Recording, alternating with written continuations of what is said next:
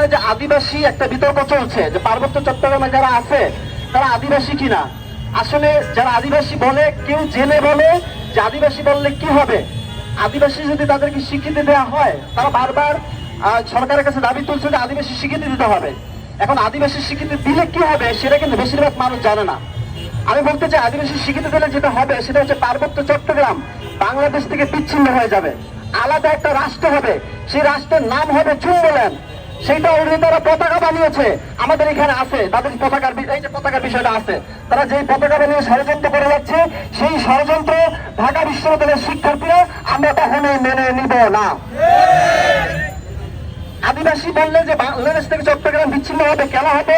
এটা ILO convention, international labour organisation, সেই কনভেনশনে এই বিষয়টা এসেছিল এবং জাতিসংঘের 2007 সালের একটা কনভেনশনে একটা ঘোষণাপত্র জারি করা হয়েছিল। সেখানে বলা হয়েছিল যদি কেউ আদিবাসী স্বীকৃতি পায় অর্থাৎ যদি কেউ আদিবাসী হয় তাহলে তাদেরকে সেলফ ডিটারমিনেশনের অধিকার দিতে হবে।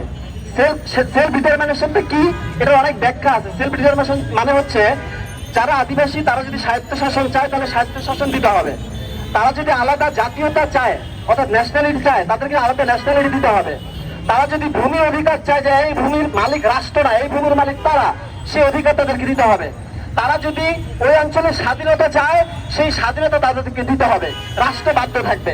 যদি রাষ্ট্র তাদেরকে স্বাধীনতা না দেয় তাহলে জাতিসংঘের মধ্যস্থতায় তাদেরকে স্বাধীনতা দেওয়ার বন্দোবস্ত করে দেওয়া হবে। তাহলে একজন দেশপ্রেমিক হিসেবে একজন বাংলাদেশী হিসেবে আমরা কি এই ষড়যন্ত্র মেনে নিতে পারি? আমরা কখনোই পারি না। আমরা এই ষড়যন্ত্র মেনে নিতে পারি না, আমরা এই ষড়যন্ত্র মানব না। প্রিয় ভাইরা, আজকে যে আদিবাসী চক্রান্ত চলছে তারা যদি আদিবাসী হতো, পার্বত্য চট্টগ্রামের উপজাতিরা আমরা আদিবাসী বলতাম, কিন্তু তারা তো আদিবাসী নয়। এক আপনি বলে গেছেন, এই আমি একটু বলি যে বিষয়টা হলো যে উপজাতি কারা। দুই শ্রেণীর উপজাতি আছে বাংলাদেশে পার্বত্য চট্টগ্রামে। এক শ্রেণী হচ্ছে দস্যু ডাকাত, তারা মিয়ানমার থেকে, ত্রিপুরা থেকে, ভারত থেকে, তারা কম্বোডিয়া থেকে, মঙ্গোলিয়া থেকে দস্যুগিরি ডাকাতিগিরি করতে করতে বাংলাদেশে প্রবেশ করেছিল। আরেক শ্রেণীর উপজাতি এই দস্যুদের ধাক্কায়, দস্যুদের দৌড়ানি খেয়ে আশ্রয় বহিদা হিসেবে তারা অভিবাসী হয়ে বাংলাদেশে প্রবেশ করেছিল এবং তাদের ইতিহাস বেশি না, 100 বছর, 200 বছর, সর্বোচ্চ 300-400 বছরের বেশি না। তাহলে এরা হচ্ছে আশ্রয় শিবিরের লোক, আমরা তাদেরকে আশ্রয় দিয়েছিলাম। সেই আশ্রয় প্রার্থীরা আজকে হঠাৎ করে আজকে কার প্ররোচনায় দেশি বিদেশি বিভিন্ন এনজিও, খ্রিস্টান মিশনারি এবং বাংলাদেশের কিছু দালাল শ্রেণীর সুশীলদের প্ররোচনায়, দালাল শ্রেণীর সুশীলদের প্ররোচনায় তারা নিজেদেরকে আদিবাসী দাবি করতে চায়। আদিবাসী দাবি করলে যাতে তারা জুম্বল্যান্ড, তাদের কথিত কল্পিত জুম্বল্যান্ড গঠন করতে পারে, কিন্তু আমরা কোনোভাবেই সেটা হতে দিব না। আমরা বলতে চাই, সরকারের কাছে একটা দাবি করতে চাই, যদি কেউ আদিবাসী দাবি করে, আদিবাসী প্রচার করে, প্রচারণা চালায়, আদিবাসী বলে সম্বোধন করে, অবশ্যই তাদেরকে রাষ্ট্রদ্রোহী হিসেবে চিহ্নিত করে আইনের আওতায় আনতে হবে এবং আদিবাসী শব্দটিকে দেশদ্রোহী হিসেবে চিহ্নিত করে আলাদা আইন প্রণয়ন করতে হবে। যারা আদিবাসী বলবে তাদেরকে অবশ্যই সর্বোচ্চ শাস্তি দিতে হবে।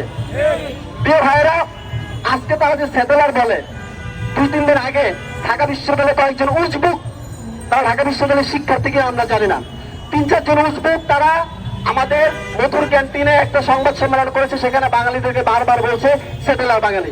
শুধু তাই না, আমাদের সেনাবাহিনীকে তারা বারবার বলছে যে সেনা সেটেলার, আপনারা শুনে রাখবেন, বারবার বলছে সেনা সেটেলার।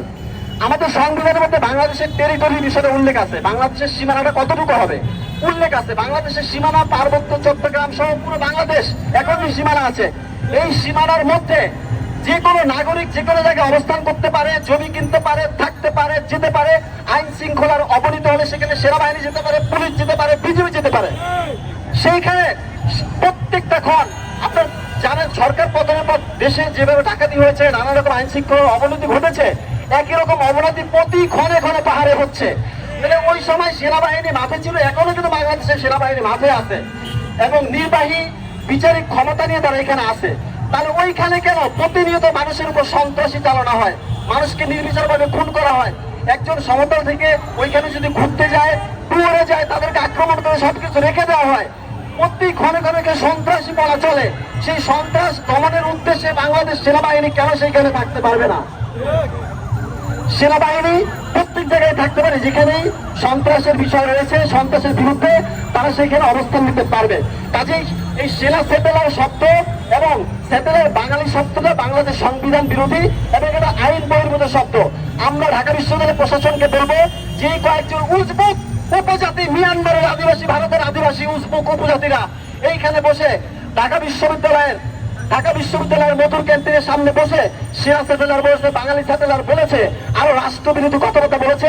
আমরা ঢাকা বিশ্ববিদ্যালয়ের ভিসি মহোদয়ের কাছে আবেদন জানাবো, অনুরোধ জানাবো তাদেরকে চিহ্নিত করে তাদের ছাত্রত্ব বাতিল করতে হবে। শুধু ছাত্রত্ব বাতিল নয়, তাদের ছাত্রত্ব বাতিল করে তাদেরকে গ্রেফতার করে তাদের বিরুদ্ধে যথাযথ আইনানুগ ব্যবস্থা নিতে হবে। এবং যদি কোনো উপজাতির বাচ্চা, মিয়ানমারের আদিবাসী, ভারতের আদিবাসী, থাইল্যান্ডের আদিবাসী যারা বাংলাদেশে এখানে দস্যুগিরি করেছে, যারা বাংলাদেশের মানে আশ্রয় গ্রহীতা, তারা যদি নিজেকে আদিবাসী দাবি করে আর কখনো বাঙালি সেটেলার বলে, সেনা সেটেলার বলে, তাদেরকে যেখানেই পাওয়া যাবে তাদেরকে যেন আইন শৃঙ্খলা বাহিনী সেখানেই উপযুক্ত বিচার করে। আর যদি তারা করতে না পারে তাহলে জনগণের কাছে, ঢাকা বিশ্ববিদ্যালয়ের শিক্ষার্থীদের কাছে যেত, যাতে তারা বিচারিক ক্ষমতা দেয়, ঢাকা বিশ্ববিদ্যালয়ের সাধারণ শিক্ষার্থীরা তাদেরকে উপযুক্ত জবাব দিবে ইনশাআল্লাহ। আর আমার বক্তব্য এখানে শেষ করছি। আসসালামু আলাইকুম।